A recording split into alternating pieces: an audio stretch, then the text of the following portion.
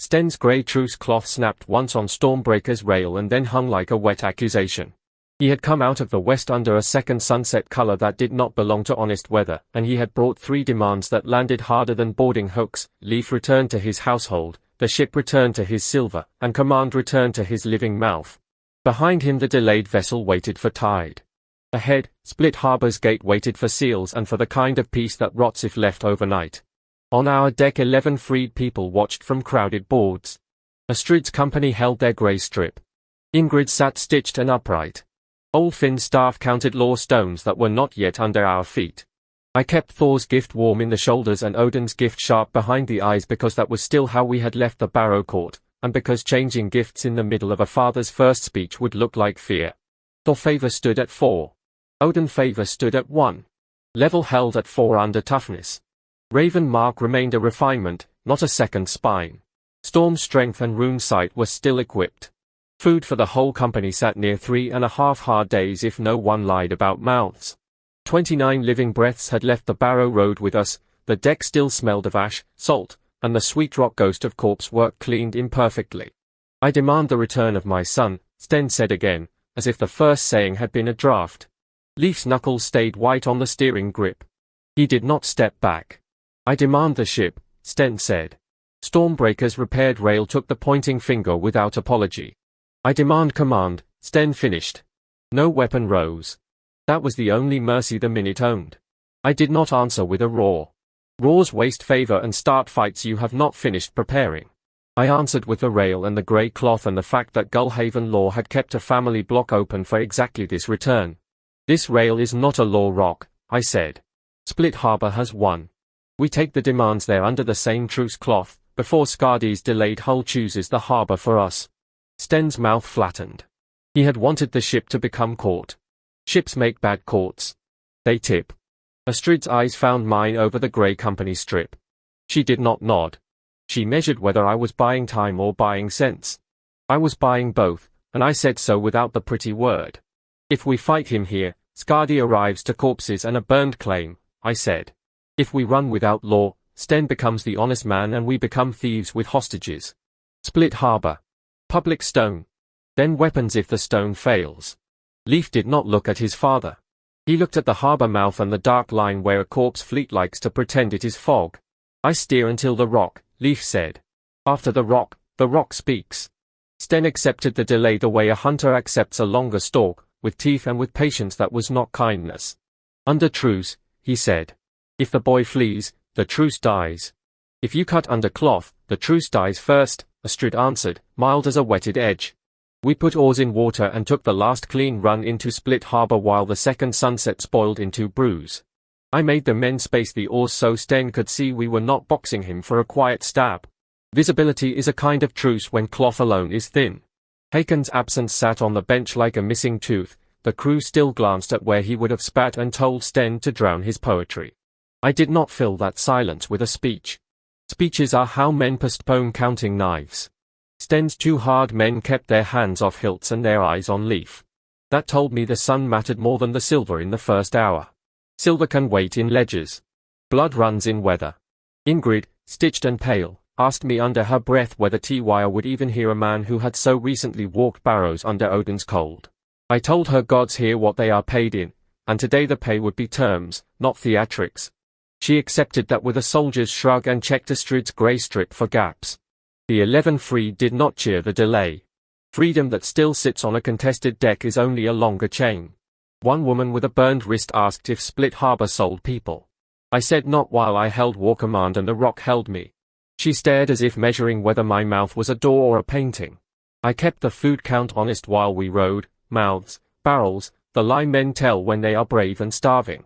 3.5 days does not become 5 because a father arrives with demands. If anything, fathers make crews eat faster.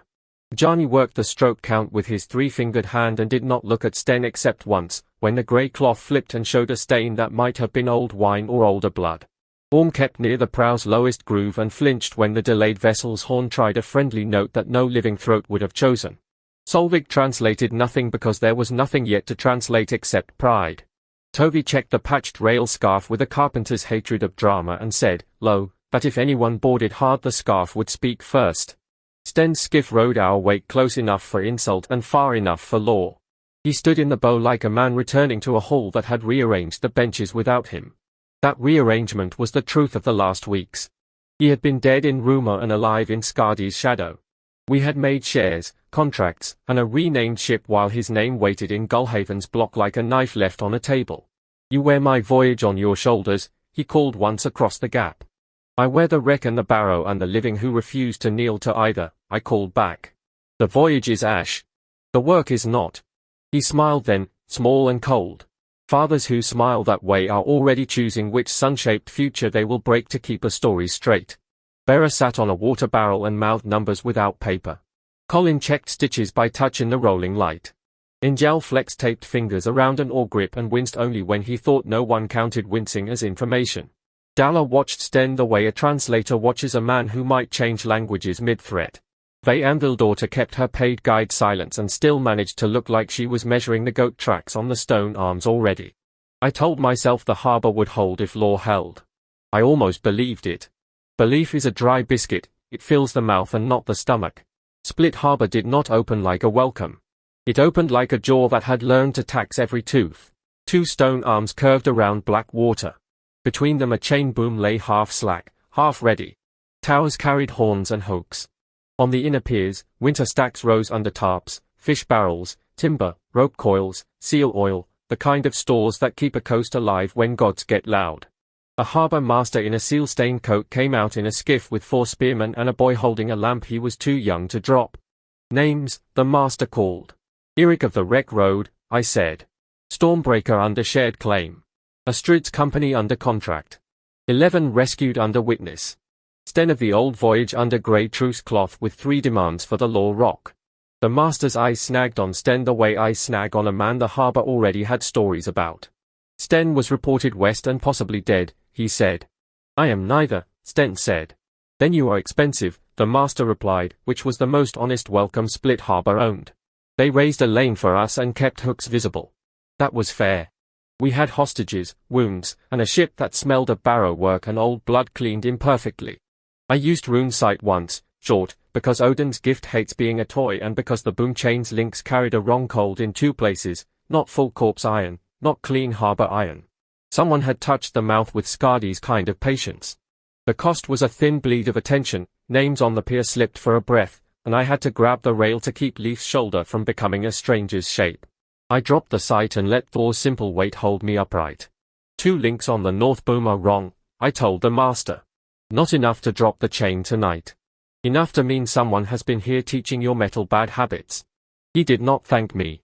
He sent men with hammers and salt and the old harbor prayers that sound like accounting. We tied in under watch. Sten's truce cloth stayed up. That cloth was now the only soft thing between 3 demands and a pier fight. As we slid under the stone arms, I smelled pitch, fish gut, wet wool, and the sweet rock ghost that follows corpse work even after scrubbing. Split Harbor had living industry layered over old fear. That combination breeds rules. A boy on the pier pointed at our patched rail and asked if we were the wreck people. His mother slapped his hand down and did not apologize to us. Good. Fear that still protects children is useful fear. I told the master about the barrow nails and the ash tablet without turning it into a saga. He wanted numbers, hulls seen, days of food, wounded counts, whether Sten was under cloth or under me. I gave numbers. When he asked if I was Earl, I said I was the man the rock would tie to the boom until the pale sails left. Titles are furniture. Booms are doors. Rune sight's brief use left a sour metal taste. I rinsed my mouth with thin beer and spat overboard, then made old Finn repeat the names of the watch so the name slip did not become a habit of laziness. Harbor hooks tracked our gunnels the whole lane in. I let them. A harbor that does not watch a barrow-smelling ship is already half dead. The master gave us a pier slot between a timber scow and a seal oil barge that leaked the smell of money and work. Dock fees he named in fish and silver both, then waved half when he saw the 11 freed and Astrid's wounded strip. Waving is not kindness in a harbor. It is a bet that you will be more useful alive than build. "La rock at first full lamp," he said. "Until then, no drawn steel on the boards, no boarding without my horn, and no selling of people under my stacks. Break those and I cut your lines myself." "Fair," I said. Sten's mouth said fair too, and his eyes said later. I walked the pier once before rest, counting exits the way a fisherman counts weather. North Arm Goat Track. South Cart Gate. Inner Store Bridge. Boom Towers. Postern above the salt sheds that the master mentioned only as a place apprentices stole kisses. I noted it and did not yet put 2 watches on it. That omission would cost us a harbour. Colin checked the wounded before anyone slept. Ingrid's brow stitch held. My shoulder still hated a high throw. Astrid's right arm could not bind hard. Leif's ankle took weight if he lied about pain. The 11 freed had barrow cold in their joints and eyes that flinched at closed doors. Bera counted water skins and said we had enough for the night and cruelty for the week if Split Harbour closed its barrels to us. Open them with law, I told her.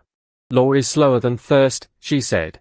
Then we make law run, I said, and hoped the rock was in a running mood. On the timber scour, woman mending net watched our freed people with a face that had lost cousins to thrall markets and did not trust rescue stories. I let her watch. Trust earned by performance lasts longer than trust demanded by speech. Kel, a harbour hard case with a scar through one eyebrow, took our lines and spat to the side of Sten's boots without quite hitting them. West men always return expensive, he told the heir. Sten heard and filed it. Men like Sten file everything that might later justify a cut. Before law, the body collects its debts. I called rest not as comfort but as rearming. Wounds were washed. Hostages were counted again, 11 still breathing, none slipped to peer gangs. Food ledgers were checked against real barrels, not hope. Astrid posted watches in 3s. Ingrid slept sitting up with a spear across her knees like a second spine. I went to the small shrine alcove Split Harbour kept for travellers who were too dangerous to leave unblessed and too useful to throw out. It held 3 marks, Thor's hammer scratch, Odin's empty eye groove, Tyr's plain hand line cut deep and unfancy. Old Finn stood witness. Astrid stood second witness. Leif stayed with the steering or even tied in, because some men think better with wood under palm. I need a different edge for a father and a harbour, I told the marks. Not more secrets. Not only storms. An oath that binds without stealing a seat. Rune sight dimmed first when I asked Odin to step back. The world lost a layer of cruel clarity and became merely hard. That loss hurt like putting out a lantern in a basement you still have to cross. Odin favor did not climb or crash, it stayed at 1. Cool and watching. Tyr's mark warmed under my thumb the way honest iron warms. Oath edge settled into the open gift place beside storm strength, not a bigger muscle, not a sharper spyglass, but a line I could cut and hold in speech and in the wrist when a sworn boundary was crossed. It had limits I felt at once. It would not make a false oath true. It would not let me swear away another man's lawful seat for my convenience. It would cost blood and favor if I used it as a trick. It would fail if the oath's terms were fog. Storm's strength remained. Rune's sight rested unequipped. Tyr favor opened at 1. I said the swap allowed so no one could later claim the gods had snuck it in. Storm's strength stays. Rune's sight rests. Oath edge with Tyr for the rock. Thor favor 4. Odin 1. Tyr 1. Level 4. No theatrics. Astrid's mouth twitched. If you swear stupid, I will not die for the poetry. Then listen to the terms before I set them, I said. Rest looked like work done sitting down. Boots off for those whose feet had gone white. Needle and thread. A pot of broth that tasted like rope and onion. I walked the line and touched shoulders the way you touch tent pegs before wind. At the shrine, I did not kneel long. Kneeling is not proof. Witness is proof. Finn named the gifts as they changed so the crew's memory matched the gods' accounting. When Rune's sight left, the pier lost its secret edges and became wood again. I missed the edges and was glad to miss them. Odin's lantern makes every face a possible betrayal map. Tyr's edge makes your own mouth a contract. Astrid asked whether Oath Edge could force Sten to be honest. I said no gift forces another man honest, it only prices your own lie. She liked that enough to stop asking for miracles and start asking for Postern schedules. I slept a half hour with Storm strength idle and Oath Edge faintly warm, like a ring you forget until you make a fist. Level stayed 4. Toughness stayed the floor. No cheap light tried to call the swap an advancement. The nausea after the swap came honest and ugly. I sat with my back to the shrine wall and let sweat cool while Finn watched my pupils like a man watching tide marks. Spiritual visibility itched along my spine. For a few minutes I felt as if every gull on the arms could carry my name to something that collected names. That was the price of changing channels under gods who are never merely tools. Do not swap again tonight, Finn said. I know. Say it louder so your pride hears. I will not swap again tonight, I said, and meant the pier, the rock, and the boom fight I could already smell coming. Leaf came to the alcove after the worst of the shake left me. He did not enter the marked space. He stood where the lamp made his face younger than his steering. If you swear me away from him like property, I will hate you, he said. I will swear you stay under your own will, I said. Hate me for other errors. He nodded once. That nod was worth more than Sten's 3 demands stacked. Bera brought me a cup and made me drink it before the rock. Empty stomachs make pretty oaths and stupid blood, she said. I drank. The broth was ugly and correct. Outside the alcove, harbor life refused to pause for our theology. A woman argued fish prices. A boy chased a dog off a rope coil. Someone laughed too loud at a joke that would not survive pale sails. I let the ordinary noise settle my hands. Ordinary is what oaths are supposed to protect. Ingrid woke from her spear sleep long enough to ask if Tyr's edge would steady a shield wall. I told her it steadied a sworn pursuit and a practiced weapons timing, not a wall by magic. She grunted. Then we still drill. She went back to sleep sitting up, which is a skill more captains should learn. Orm dreamed badly near the prow and woke naming no one. Solvik sat with him and spoke coast family names until his hands unclenched. No gift did that. People did. I checked the 2 equipped places the way you check knife and rope before a climb. Storm's strength weighted like weather under skin. Oath edge weighted like a line chalked on stone. Between them there was no room for Odin's lantern tonight, and I felt the missing light as a cold square behind my eyes. Split Harbor's law rock sat in a ring of trampled frost and old fish scales. It was not beautiful. It was scored with years of knife points and seal stamps and the kind of arguments that end with silver or scars. Harbor elders gathered, the master, 2 boat owners, a widow who ran the salt sheds, a priest with Thor's mark and tired eyes, and a recorder with a wax board turned so no stranger could read it from the crowd. Sten stood with 2 hard men and the grey cloth. Leaf stood with Stormbreaker's claim witnesses. Astrid stood with her strip. The 11 freed stood where they could see hands. The crowd was larger than the elders. Pier workers. Cart women. A knot of boys who should have been asleep. Fishers with salt in their beards and winter fear already in their mouth. Someone had hung 2 lamps on poles so faces could not hide easily. Public light is a kind of weapon. I spoke first because the man who opens the terms can be accused of grabbing, and I needed that accusation answered in public. I do not take Sten's household seat, I said. I do not take his name. I do not erase his blood from Gullhaven's block. I swear under Tyr and under this rock to hold temporary war command of the joined harbour defence and the refugee decks until Skardi's corpse fleet is driven or the rock releases the oath, whichever comes first by public count.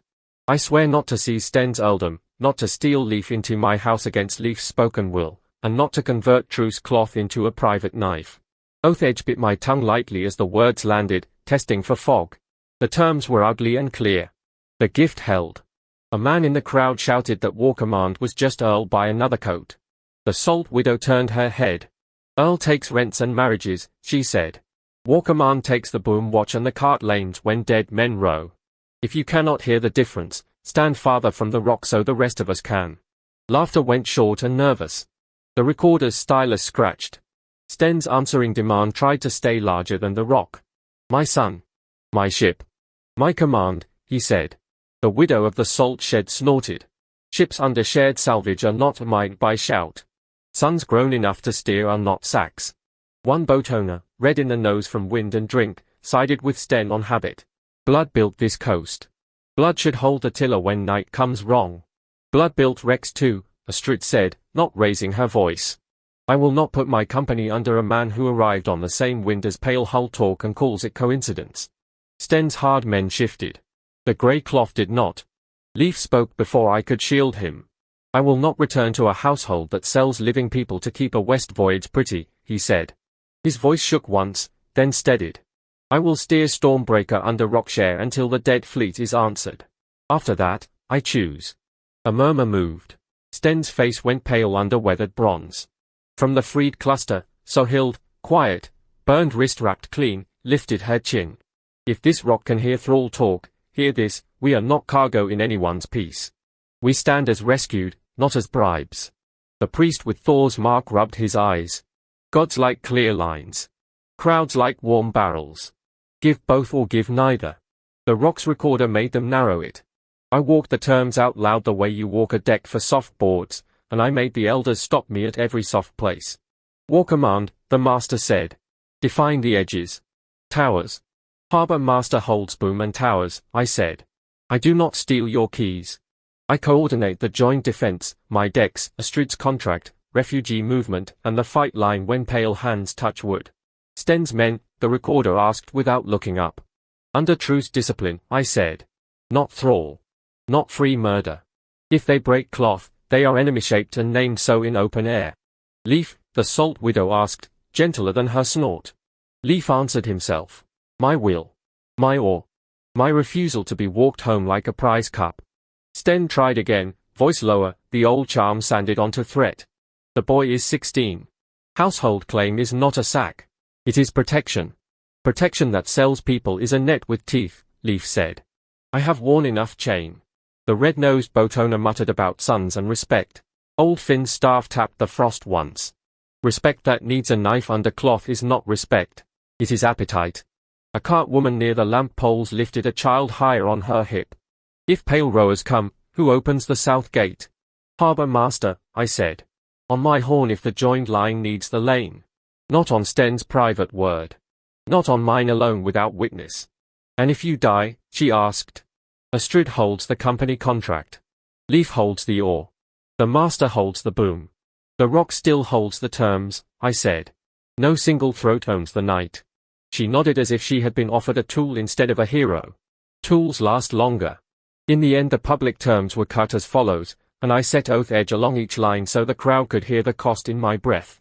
1. Leaf remains under his own will and Stormbreaker's steering duty through the Skardi emergency. Sten may plead household claim after the emergency before Gullhaven's own Rock, not by peer seizure tonight. 2. Stormbreaker's ownership stays under the written shares already witnessed. Sten's silver claim is entered, not executed by boarding.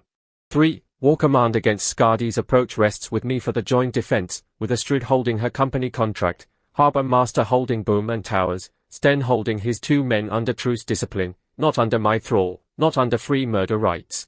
4. If I break these terms to steal seat or son or ship, Tyr's edge turns on me and the Rock names me oath broken in both harbors. Sten hated it. Hate is not a veto when a corpse fleet owns the tide table. He put his palm on the Rock anyway, because refusing would make him the man who chose pride over the harbor's winter stacks. I put my palm on the Rock. Oath edge closed like a ring that would not come off without skin. Tyr favor held at 1. The favor still 4. No level light. No choir. Only the harbor wind and a child crying somewhere because children do not care about legal elegance. Crowds at Law Rocks do not want theology. They want to know who can seize their barrels at midnight. I aimed every sentence at barrels, suns, booms, and seats. When Sten tried to widen command into household over all grey strips, the Salt Widow cut him with a laugh that had paid taxes through 3 bad winters. The recorder's stylus paused, which is how bureaucracy applauds. Leaf's public refusal to be returned like cargo changed the air. Men who had been ready to see him as a prize had to see him as a steersman. I watched Sten's jaw and saw the exact moment pride chose the long revenge over the short embrace. I repeated the 4 terms twice, slower the second time, and made Sten repeat the emergency clause.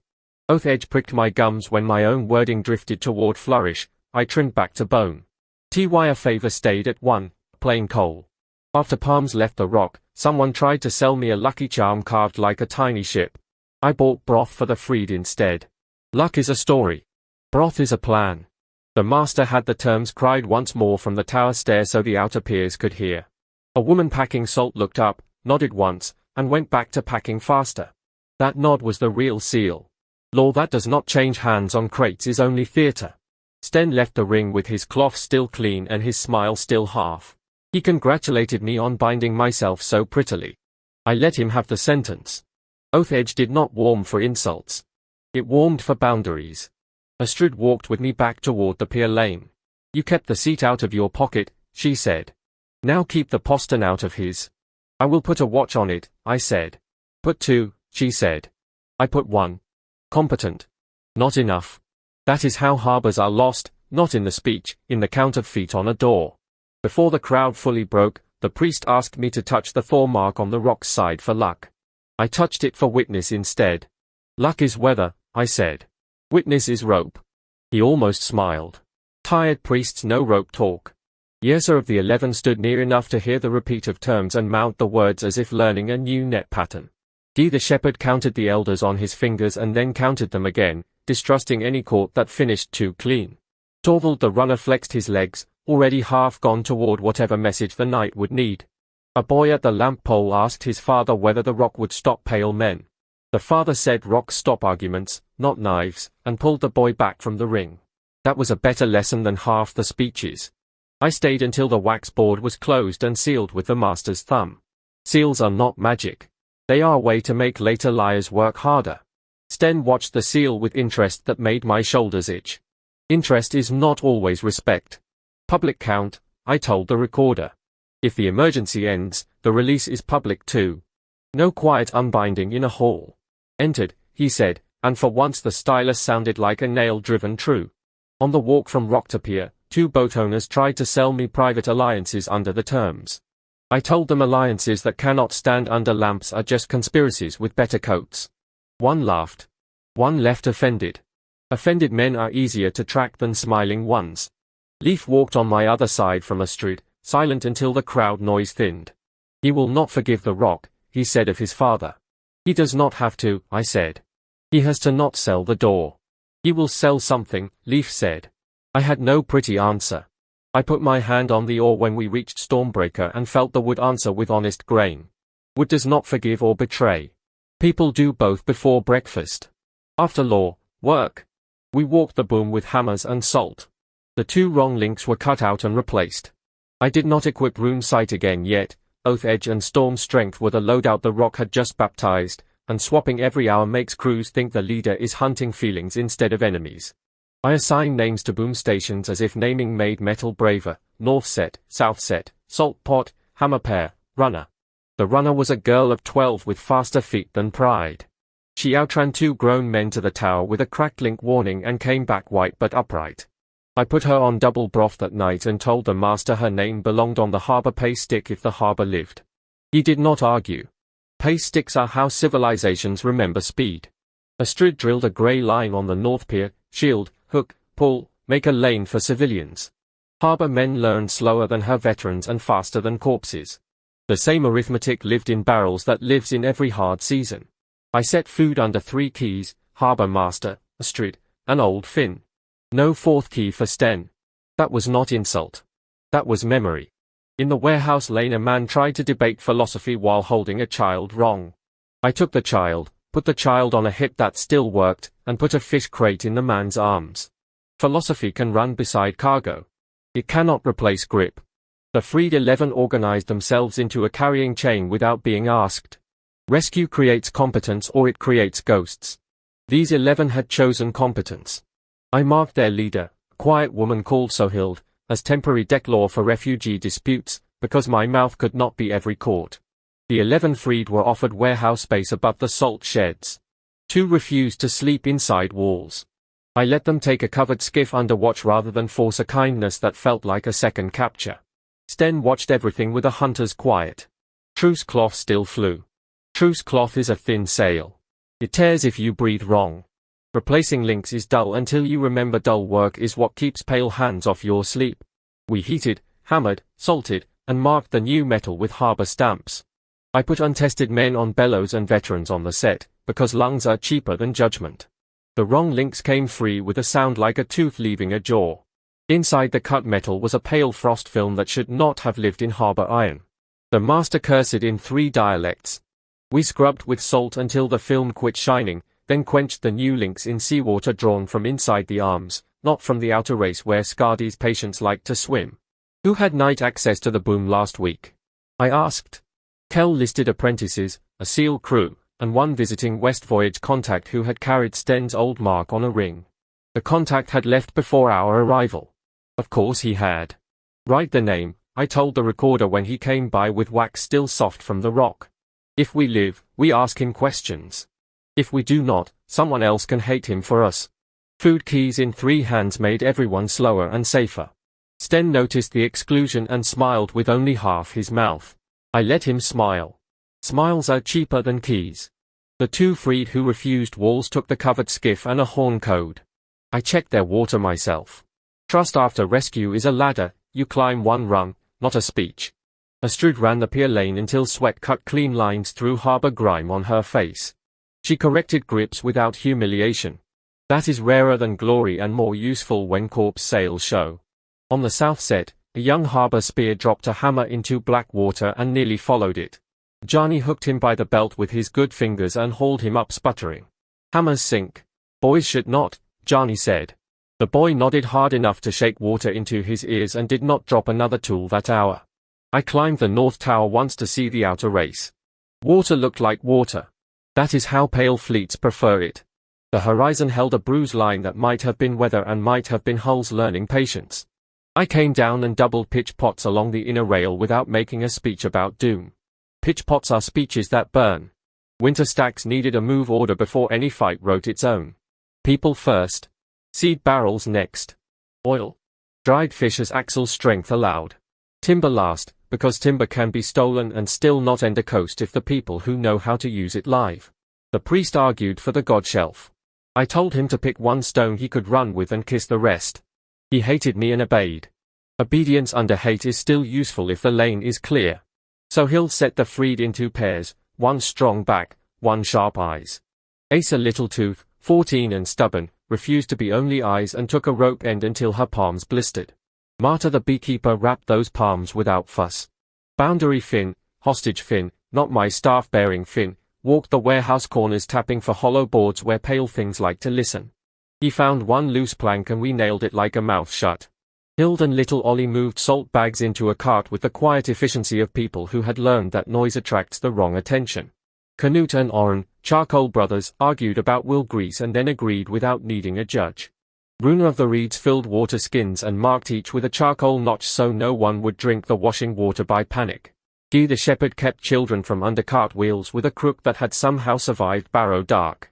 At dusk a fisher boy ran from the outer rocks with blood on his ankle and a story in broken pieces, pale rowers without fog breath, a sail the color of old brews, and a voice calling split harbors chained by a private name. Skardi was not waiting for our paperwork to dry. I sent the boy to Colin, put Kel on the outer rocks with 2 horns, and told Leaf to keep Stormbreaker ready to pull with refugees if the boom became a bridge.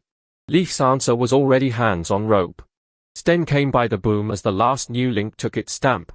He praised the work like a lord touring a farm he still believed he owned. You bind yourself well, he said. Men will follow a mouth that pays in limits. Limits keep stacks from becoming pyres, I said. Sometimes pyres clear a path, he said, almost kind. Oathedge stayed quiet. No term broken. The fence held while the long way around still existed. Toby crawled under the boom winch housing and found a pin filed thinner than honest wear. He replaced it with a fat pin from the timber scow and kept the filed one in his pocket like evidence with teeth. Someone wanted this to fail under strain, not under inspection, he said. I put that fact in the master's ear and in Astrud's. Sten did not need it, men who file pins already know the inventory of sabotage. We staged carts at the south gate with axles greased and traces laid ready. Empty carts looked like hope. Loaded carts looked like decisions. I ordered half loaded with seed and oil before dark, half left empty for people. A merchant protested that his dyed cloth should ride first. I put his cloth on the ground and his apprentice on the cart bench with a child in his lap. The merchant discovered sudden wisdom. Boom work eats hours and pride. Men want to stand on walls with spears because walls look like stories. Chains look like chores. I kept the best hands on chores until the last light failed. When a tower man complained that he was born for the high hook, not the bellows, Johnny put the bellows in his hands and said, "Born again, then." The man pumped until his arms shook and then pumped more. Shaking arms still feed honest metal. I took a turn on the salt pot line myself, not as theatre, as proof that war command still included wet boots. Salt crusted my wrists. Oathedge did not mind salt. It minded fog. The terms on the rock were still clear in my mouth, no seat, no stolen sun, no boarded ship, temporary joined defense. Clear terms make dull heroes and living stacks. I preferred living stacks. The 12-year-old runner, Elder, came back from the outer rocks with kelp on her shins and a precise count of bruise sail sightings, 1 sure, 1 maybe, 0 friendly. Precision in a child is a kind of iron. I put her name on the pay stick in my own head if the master forgot. Ingrid drilled a short hook and drag with 3 harbor men until their shoulders learned the count. Angel taped a cracked shield rim with hands that still remembered better days. Solvig checked the refugee skiff horn codes with the 2 who refused walls, then made them repeat the codes backwards so panic could not scramble the order. I ate standing, a strip of dried fish and a heel of bread that tasted like warehouse dust. Food discipline is easier to preach than to feel when your body wants a feast for surviving a law rock. I chewed anyway and made the officers match the portion before the freed were asked to match it. The 12-year-old runner, her name was Elder, and I said it until the master wrote it, slept for 20 minutes against a salt sack and woke already running toward a false alarm that became practice. Practice is how fear learns manners. Night thickened. Lamps hooded. The bruise on the horizon darkened into something with edges. I walked the winter stacks one last time before the dark fully owned the tarps. Seed barrels marked with the widow's charcoal. Oil jars nested in rope. Dried fish in crates that would travel if axles agreed. Timber stacked like a future no one might get to build. I put my palm on a cold barrel and told it, silently, that it was second to breath. Barrels do not argue. Men do. Harbor apprentices practiced the civilian lane under Astrid's eye until their feet stopped apologizing. One dropped a shield and picked it up without looking for laughter. Good. Shame is slower than pale hands. At the boom, the new links ticked as they cooled. Metal remembers heat the way bodies remember fear. I had Kel strike each link with a small hammer and listen. A wrong ring would mean a wrong set. All rang honest enough for night work. Honest enough is the standard when dawn is not promised. Sten's 2 hard men played at dice near the grey cloth as if dice could make them look like guests. I let them. Watching dice is easier than watching empty hands that might be looking for keys. Postern watch. Astrid asked again when she passed with a water skin. 1 spear, rotating, I said. Still not 2. After the next horn check, I said, and meant it, and still arrived late to my own meaning. The fisher boy's blood had been cleaned from the outer rocks by tide. His story remained. Pale rowers. Bruise sail. Private name for a public chain. I sent a second skiff to sit dark outside the arms with a muffled horn and orders to run, not fight, if the bruise became hulls. Running with news is a kind of courage captains forget to decorate. I should have put a second watch on the postern above the salt sheds. I put 1 watch. Competent. Not enough. Sten came to me near the law rock with his empty hands visible and his voice almost gentle. You bound yourself not to take my seat, he said. Good. Then you can afford to let me walk the upper postern with the master and show him where West men hide hooks. It was a useful offer. Useful offers are how knives learn doors. I sent the harbor master, one of Astrid's spears, and Sten with his 2 men under cloth. I told Leif to stay on Stormbreaker. I told Astrid to keep the pier lane. Then I went to count the boom crew and made the mistake of trusting a father's usefulness more than a father's hunger. Oath edge ticked cold against my wrist without firing. No term had broken yet. The oath was not a profit. It was a fence. Fences do not stop men who walk around the long way. The minutes after they left had the false calm of a held breath. I checked north set and south set. I tasted pitch on a pot rim and found it ready. I listened for tower horns and heard only ordinary night, water slap, rope creak, a dog complaining at a rat. Astrid found me between stations. Sten is too helpful, she said. I know. Then why is he on the postern?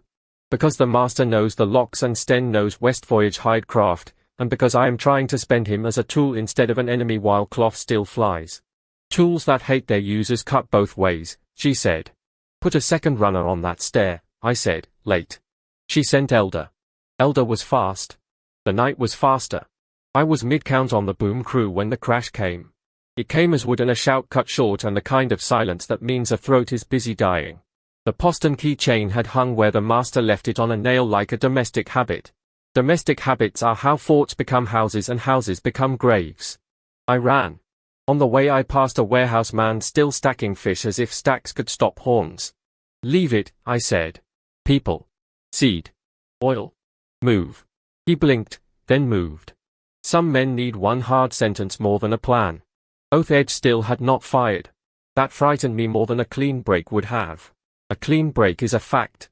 A pending break is a room filling with smoke while you argue about doors. The upper postern was open to the goat track that climbed the north arm of the harbour. The Astrid spear lay folded wrong against the wall, still breathing, eyes wide, hands pressed to a belly wound she was trying to keep as a private matter. The harbour master was down but alive, scalp split, swearing with impressive variety. Sten's 2 hard men held the postern hooks. Sten himself had the key ring on his belt and the grey cloth still on his shoulder, as if cloth could launder the moment. "You swore not to seize my command of blood," Sten said as I came into the torch ring. "You did not swear I would help you keep a harbour that calls me guest." "You swore truce," I said. "I swore truce until the rock failed my house," he said. "The rock failed." That was a lie shaped like grief. The rock had not failed. It had refused to be his fist. One of his men flung a chain end toward my ankles. I stepped, caught, and storm strength climbed my back in a clean short burst. I ripped the chain sideways and wrapped it around the man's shield rim hard enough to yank him into the wall. Bones said something honest. He dropped. The second man met Astrid's arriving grey shields and vanished under better discipline than he had brought. Sten did not flee like a coward. He fled like a man who had already sold the next gate. He threw the postern open wider and shouted down the goat track in the Old West voyage code. Answering horns came from the dark water where Skardi's delayed hull had stopped pretending to be late. Both edge flared because Sten had used truce cloth as cover for armed seizure of a postern under joint defense terms. The gift did not kill him at a distance. It marked the break, a white-hot line across my sight from his hand to the cloth to the open door. My nose bled. A favor held by a fingernail. Sten broke truce under cloth. I shouted for witnesses, for the recorder, for every ear that would later try to soften it. Postern seizure. Joint defense betrayed. Then there was no more time for court. The spearwoman's blood was hot on my palms when I lifted her enough to let her breathe. She tried to apologize for the door. I told her doors are collective failures. Then I stopped talking and started ending Sten's hinge work. Storm strength in a short burst is a borrowed wave. I used it to move chain and men, not to perform. The wall took one attacker. Astrid's grey took the other. Sten took the open dark and the coat horns and my last clean opinion of his usefulness under cloth. Witnesses matter more than corpses in the first minute of betrayal. I shouted the break until my throat scraped, because later men would try to call it a misunderstanding. Oath edge did not make Sten drop dead. It made the broken term visible to me like a hot wire. My nose bled and Tyr's coal stayed lit. That was enough law for a knife night. Elder arrived at a sprint, saw the open postern, and without waiting for poetry blew the danger pattern on the small horn at her belt. The towers answered late and loud. Late horns are still better than polite silence. Kel came up the stair with 2 men and nearly put a spear in me before he saw my face. "Sten," he asked. "Enemy-shaped," I said. "Cloth is ash. Hold this door or spike it. Do not chase him into the track alone." The master, scalp pouring, tried to stand and give orders. I put his hand on the wall and his back against stone. "You still own boom and towers," I told him. "I own the joined mess. Breathe. Then cut what must be cut." Colin reached the spearwoman and cursed the wound with professional intimacy. "She lives if the cart lane lives," he said. That was not comfort. That was a schedule. Astrid's eyes met mine over the grey line forming at the postern mouth. "No, I told you. No time. Only the next order." "Pier Lane," she said. "Pier Lane," I agreed. Behind us, from the water, Palewood kissed the boom. The minutes of the betrayal stacked like wet boards. First the open postern.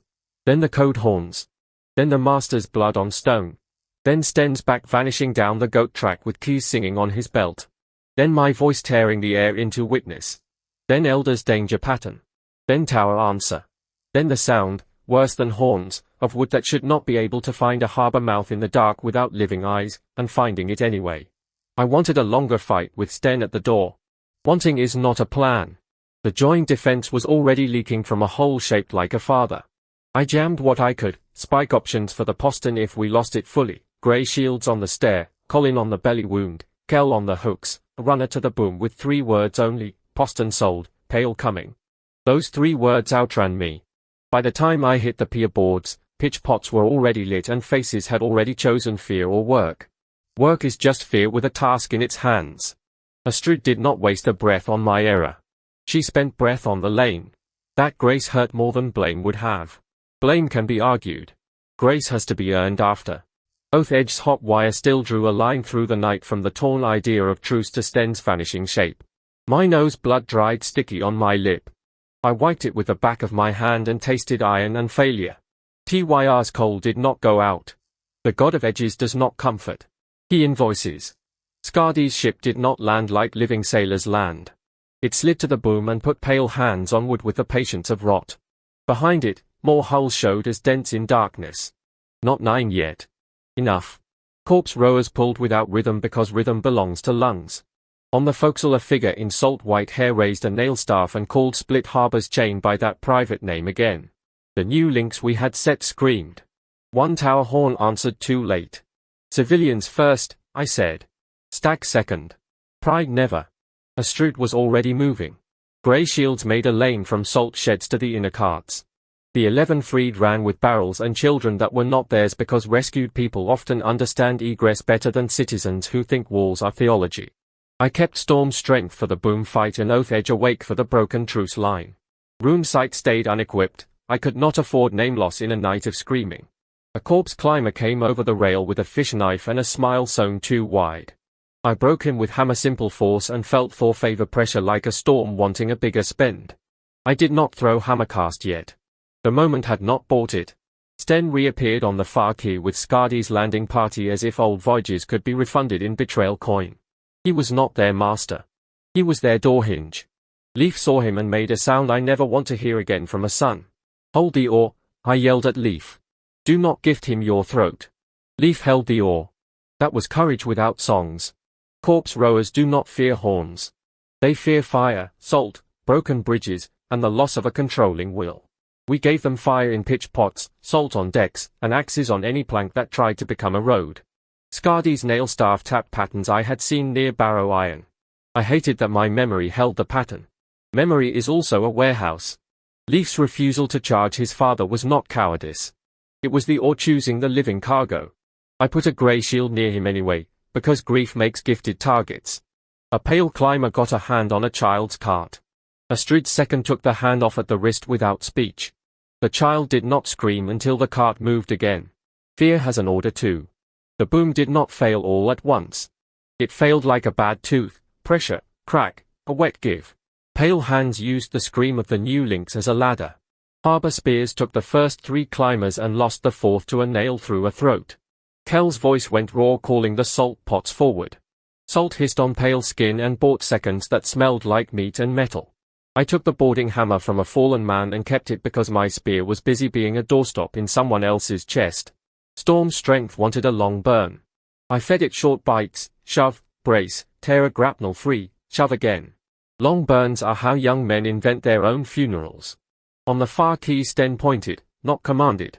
Skardi's living officers, there were a few, salt-stained and very awake, used his pointing like a map drawn by a man who still thought the harbor owed him courtesy. They did not bow to him. They used him. That distinction would matter later if any of us lived long enough for later. Bridge the gap, someone on the pale hull called in a living voice. Boards came over. We axed 2. A third landed and became a road for things that did not care about balance. Ingrid met that road with a hook and 3 grey shields. She did not make a speech. She made a hole in the board and then a man-shaped absence where a climber had been. Blood hit her stitched brow and she spat sideways without losing count. Orm, against my preference, was on the pier with a spear and a face full of memory fear. He still pushed. They found a coil of chain and turned it into a trip line at ankle height for anyone who thought the salt shed alley was empty. Dalla shouted coast words and harbor words until panicked people ran in one direction instead of 6. The nail-staff figure on the forecastle turned its head as if it could smell Oath-edged hot wire. Maybe it could. Skardi's craft had always liked bindings. I stepped behind a piling and did not offer it a clean look at my face.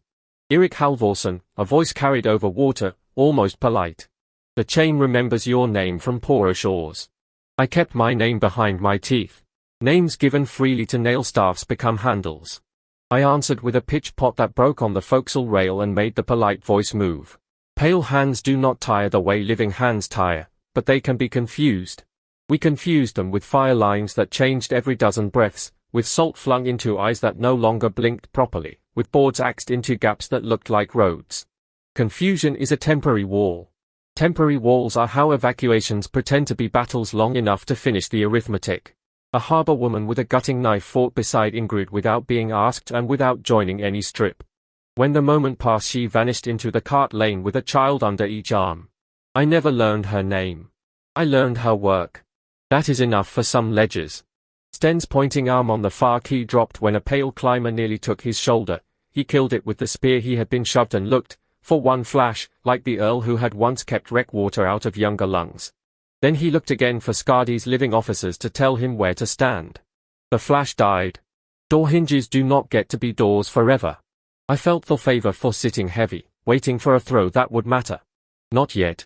Not for a single climber. Hammercast is a doorbreaker, not a broom. Split Harbor's winter stacks could not all move. That was the first cruel math. We move people, then seed barrels, then oil, then as much dried fish as the carts would take without breaking axles. We left timber that could be stolen and tools that could be replaced and a warehouse godshelf that the priest kissed once and abandoned. The harbor master, bloody scalp and all, chose the boom cut himself when the pale hands began to make the chain a bridge. He cut it and cried while he cut it, because a harbor master marrying his chain to saltwater failure is a kind of funeral.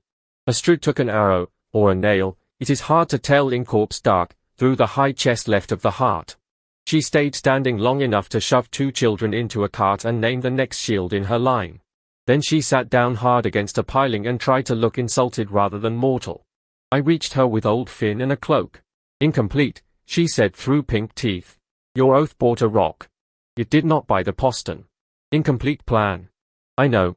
Then finish the living part, she said. I will not be a speech. We carried her.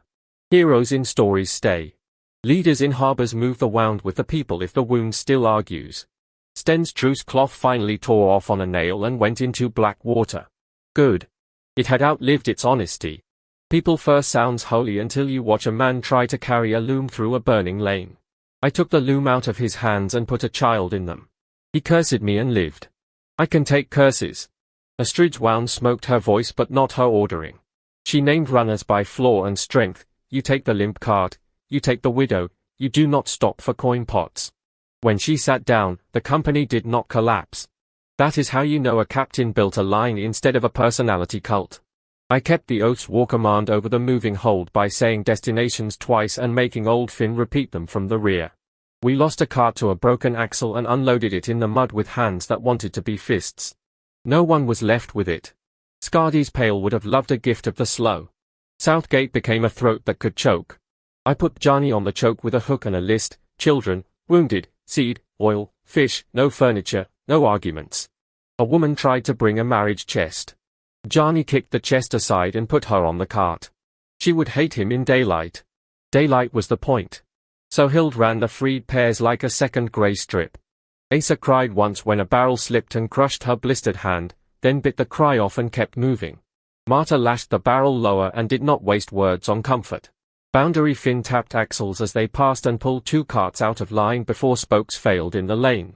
Guy used his crook to keep a panicked dog from tripping a horse. Small saves stack into roads. The Salt Widow did not run first. She ran last among her shed workers, locking what could be locked and abandoning what could not, then took a seed barrel on her own shoulder like a woman who had paid taxes through worse and intended to pay again. When I told her to get on a cart, she told me to get on a duty. Fair. Colin worked Astrid's chest wound in the moving cart with hands that did not shake until after the needle was done. Through muscle, not the big pipes, he said. If she stays angry, she lives. I am extremely angry, Astrid whispered. Good, Colin said.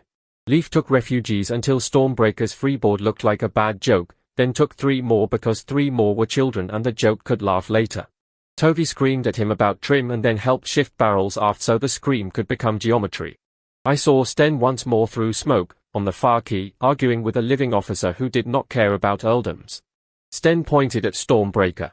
The officer pointed at the boom gap. Sten lost the argument and found a spear shoved into his hands anyway.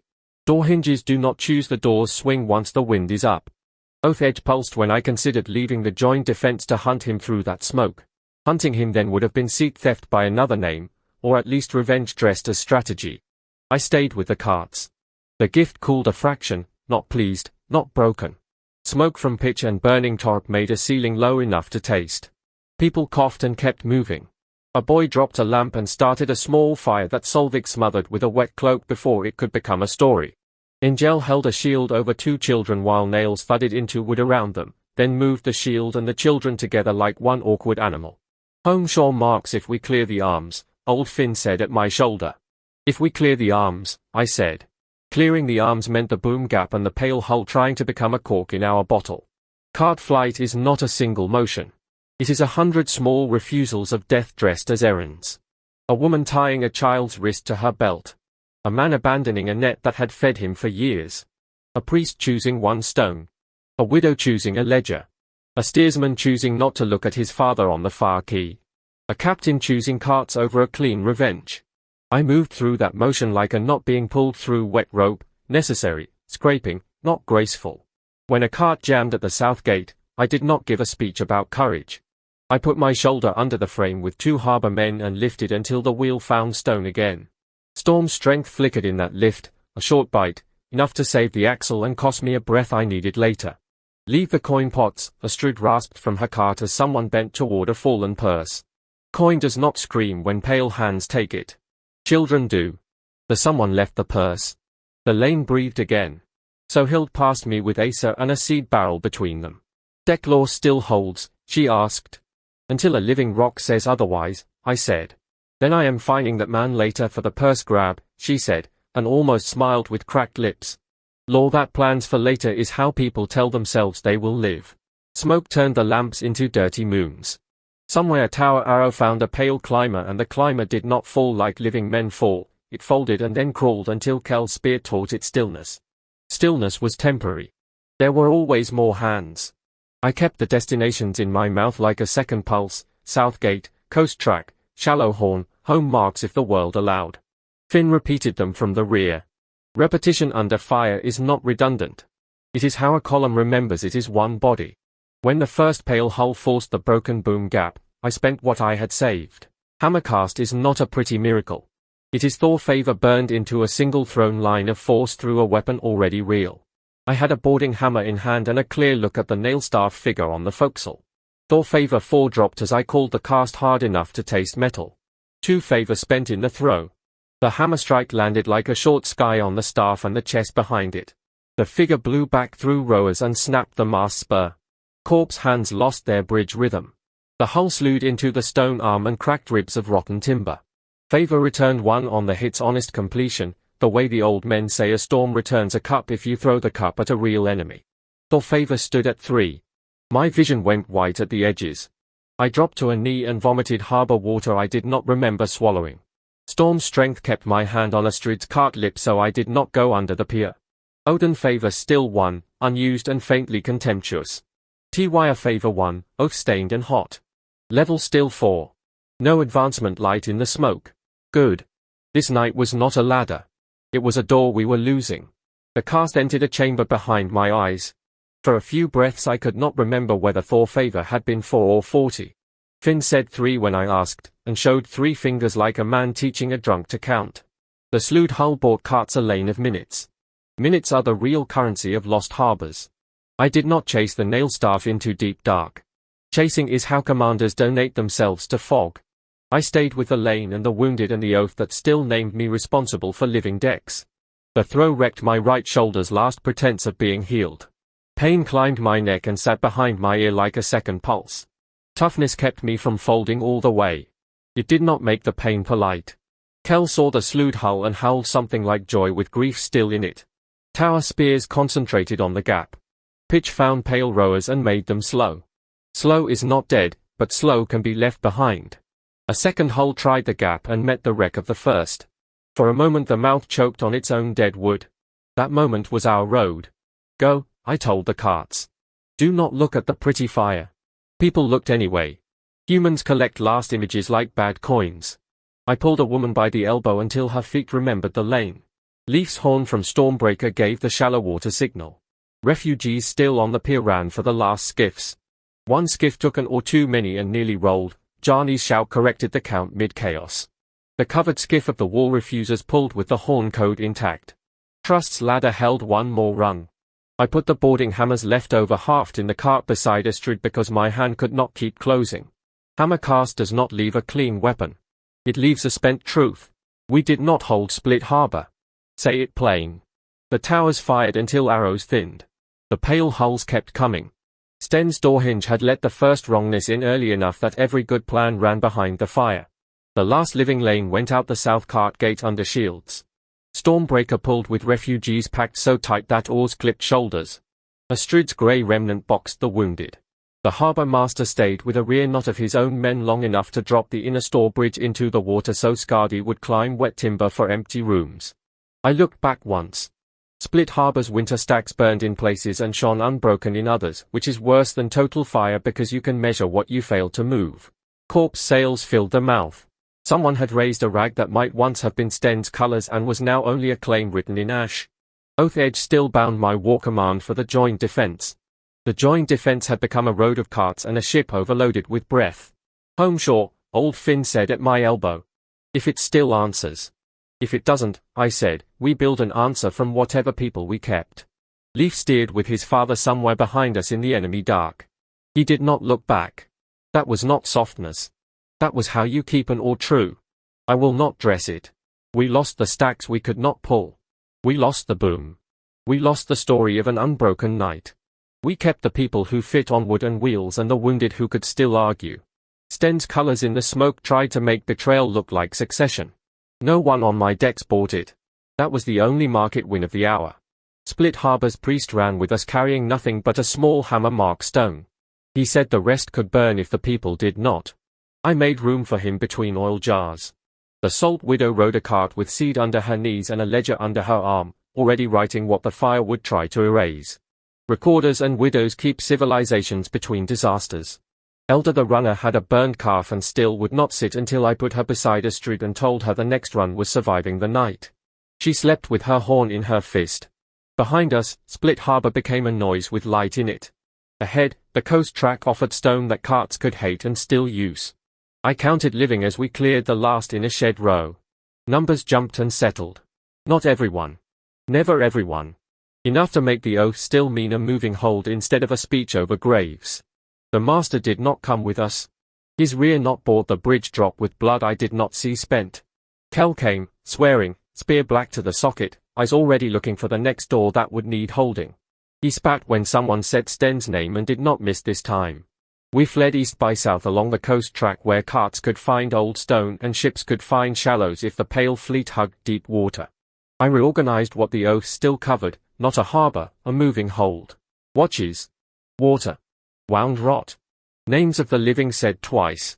The 11 freed counted themselves and then counted us, as if rescue had made them auditors. Astrid lived through the night. That was not guaranteed. Ingrid stitched what could be stitched and lied only about pain, never about risk.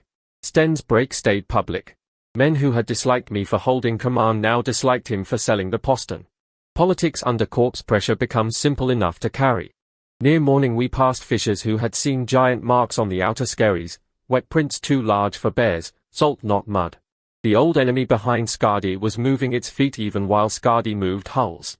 I did not equip rune sight. I did not need a gift to know the road home would not be empty. Cart axles spoke every mile. I learned which spokes were lying. We buried one old man who asked not to be left for pale recovery. We marked the grave with uninteresting stone so it would not become a beacon. At a creek mouth I almost re-equipped rune sight to hunt Sten through dark. I did not. Oath and Storm were enough load for a fleeing command. Odin could wait until I needed names more than muscles and fences. Food thinned.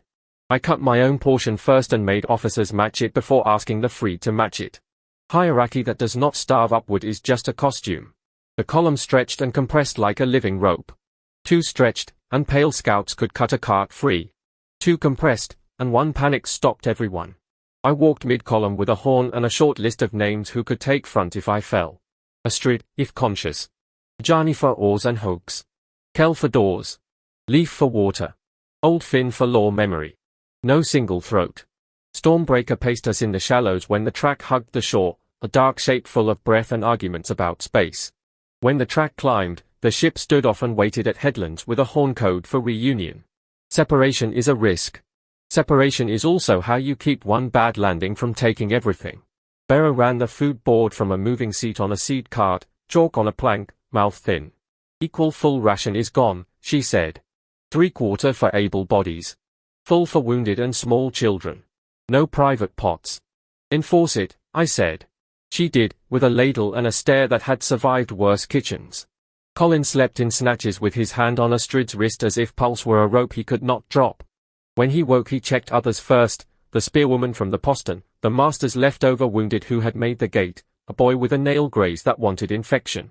He saved his own shaking for the dark between carts. I spoke little. Orders short. Praise shorter. When Sohild got the freed through a ford without losing a barrel, I put my hand on her shoulder and said, again tomorrow, which is the only praise that means work. The giant prints by the Skerries were not a story told for coin.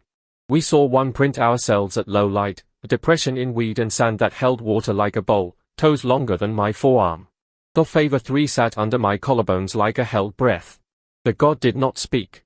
Weather rarely needs to. Fishers at a linter sold us water at a price that would have been insult in peacetime and mercy in flight. I paid without theatre and asked what they had seen besides prints. One old woman said the sea had smelled wrong for 3 nights, like iron left in rain. Another said a bruise-coloured sail had stood off the Skerries at dusk and then been gone as if the dark had eaten it. None had seen Sten. All had heard horns that did not belong to living crews. Do not follow us, I told them. If Pale come, go inland by the high sheep path, not the cart road. We know the high path, the old woman said. We invented it to avoid tax men. She almost grinned. Then she looked at Astrid's bloody cart and the grin died clean. We left them a little dried fish anyway. Bearer scowled at the gift and then nodded. Gifts that by warning networks are not charity, they are thinner walls. On a stretch of old stone the carts made a sound like teeth chattering. I walked with a hand on Astrid's rail and felt each jolt through her clenched jaw.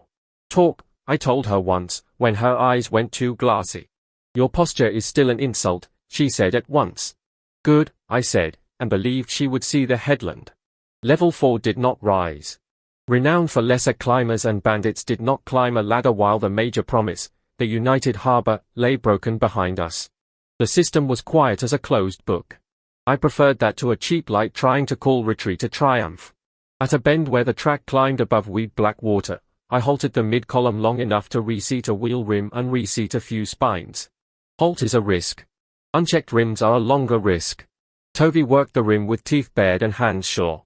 Ingel held the cart tongue. 2 freed men braced the load. No one made it a ceremony. While they worked, I climbed a rock knob and looked back along the coast. Smoke from Split Harbour was a dirty smear against morning. No pale sails in immediate chase, Skardi's fleet was busy owning what we had left, or so I hoped. Hope is a thin cloak. I wore it anyway and came down. Water, Bearer said, and put a cup in my hand before I could refuse. Leaders who faint make ugly law. I drank. The water tasted of skin and chalk. It was perfect.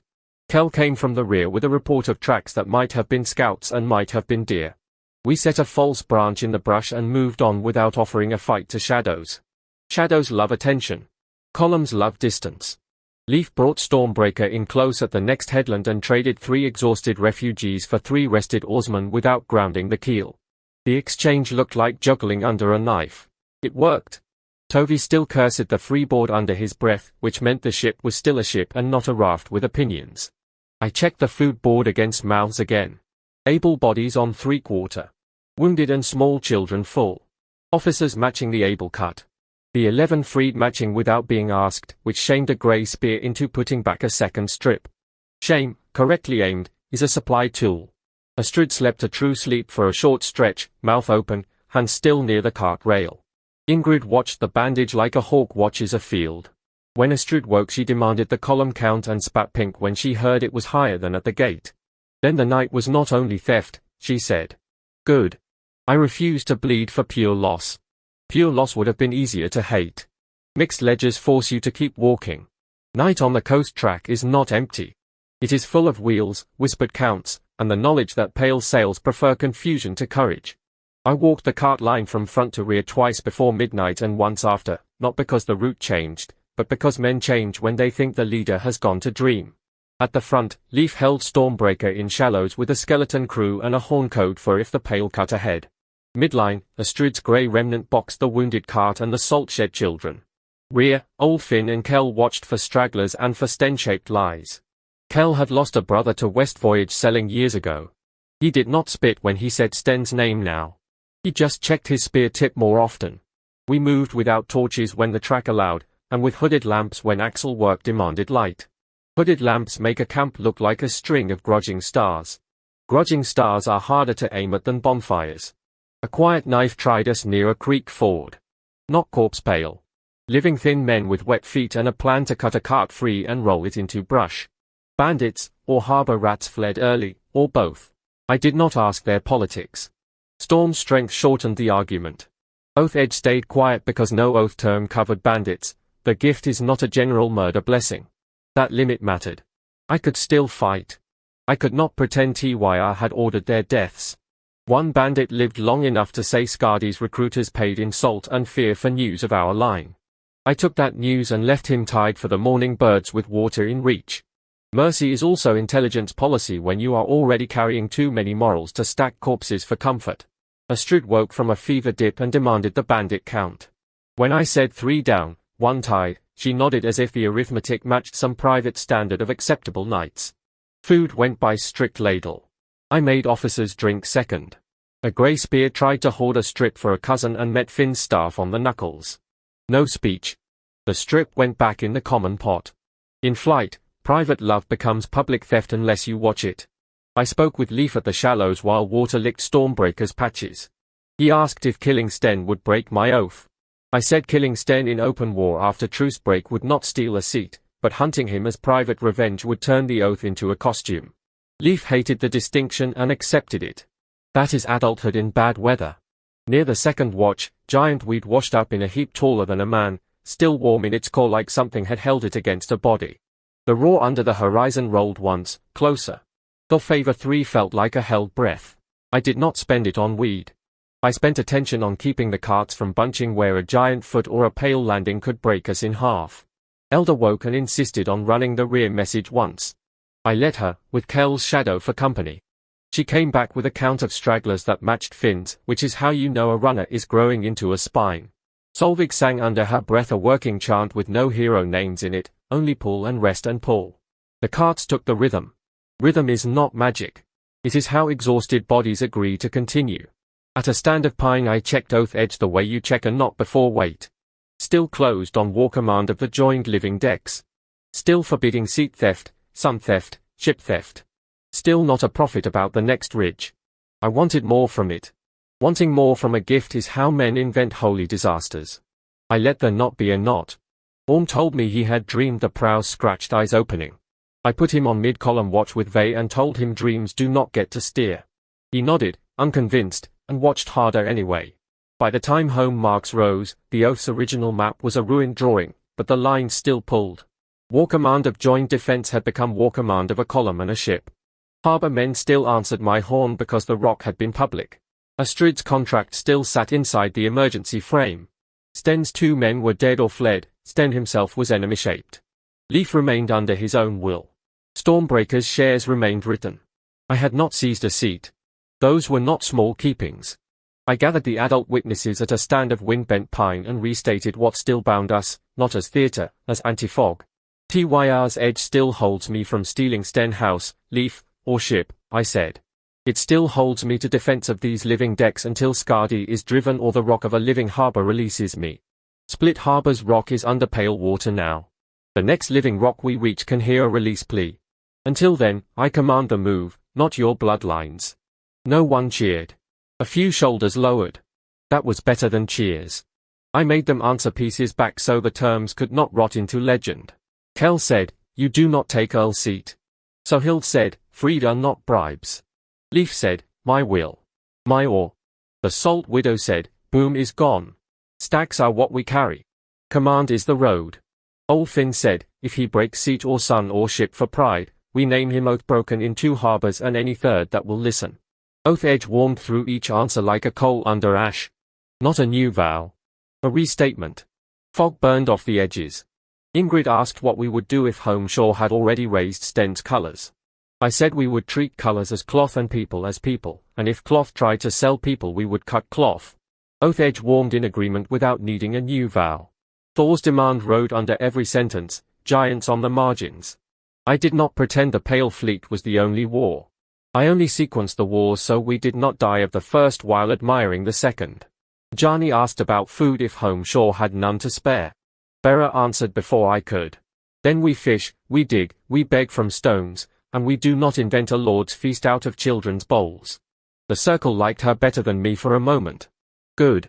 Circles should. Astrid, propped on cloaks at the pine edge, listened with eyes half shut. When I finished she said, still incomplete.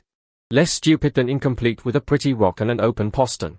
That was as close to forgiveness as the night deserved. I walked the terms once more for the rear watch who had been on the track during the first saying.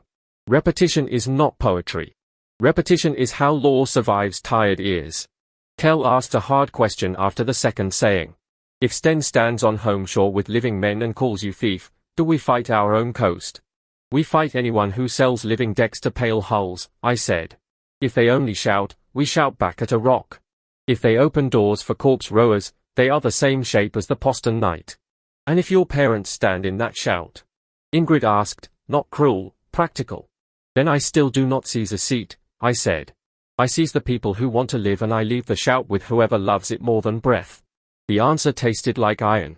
Oathedge did not flinch. Limits that hurt are still limits. The Salt Widow copied the restated terms onto the back of her ledger page in a hand too neat for a cart road. If we die, someone may find this in a pocket, she said. If we live, I will charge you for the ink. Fair, I said. Leaf stood a little apart during the restatement, jaw tight, eyes on the dark where Stormbreaker waited. When the circle broke he said, I will not be the excuse he uses to call this theft. You are not an excuse, I said. You are a steersman under your own will. Stay loud about that. He nodded, and for a moment he looked older than 16 and younger than the Or at the same time. I put the joint defense into plain work orders again so the oath would not float off into theology. Watches by threes, water by bearers board, wounded to Colin before heroics, rear horn for stragglers, no inland runs alone, ship and carts reunite at each headland mark, names of the living said twice at every long halt. Old Finn wrote the orders on bark with a charcoal stub and made 2 copies. Bark lore is ugly. Ugly lore travels. When I returned to Astrid's cart she was awake enough to insult my posture. I took the insult as medicine. Then I checked her bandage, the children's water, the ship horn, and the rear count, and I found all 4 slightly wrong in fixable ways. Fixable wrongs are the only blessings left in a retreat. She watched me fix the bandage edge and said, quieter, next time, 2 watches on every door that looks like a kiss postern. Next time, I said, I will let you set the door count before I set the pretty rock speech. You will try, she said. I will still check. That was partnership, not surrender. I preferred it to any gift's warmth.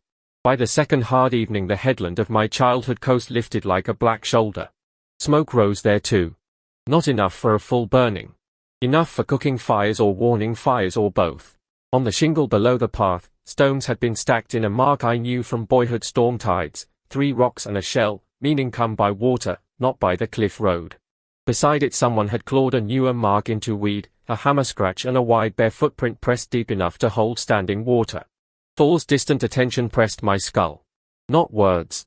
Not comfort. A demand shaped like weather. The giants were walking the drowned margins again, and the god who had first bought my shoulder wanted eyes on them before Skardi's fleet turned this coast into another split harbor. Oathedge hummed against the unfinished war command. Storm's strength sat tired in the muscle. Thor favor 3. Odin 1.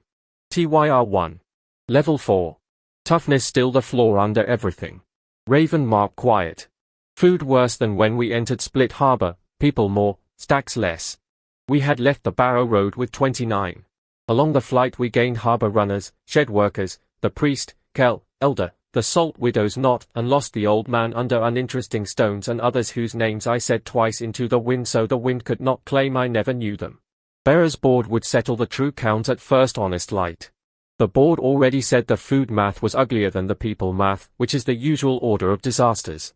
Astrid, pale in the cart, watched the headland through half-open eyes. Incomplete, she said again, but softer. Still. You moved the living. I'll finish more next time, I said.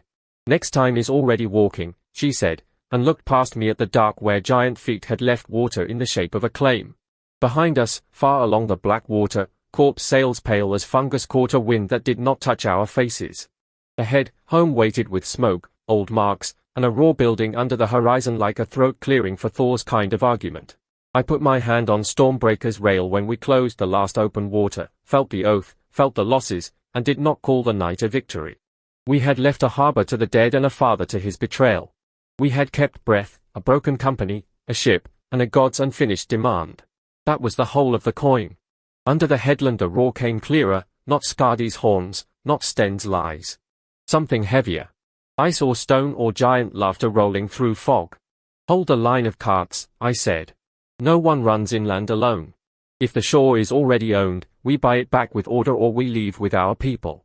No third story. Leif's answer was a steering correction and a swallowed breath. Astrid's answer was a bloody hand gripping the cart rail until her knuckles matched the pale color of the sails behind us. I raised my face to the home wind and let it scrape me clean of Split Harbor's smoke just enough to begin the next count of the living. The 3 rock and shell mark pulled a string in my chest older than the system. Boyhood tides. Mother's warnings. The stupid bravery of knowing every path and forgetting that paths change under giant feet. The roar under the horizon was not yet words. It did not need to be. Thor had not brought me home for soup.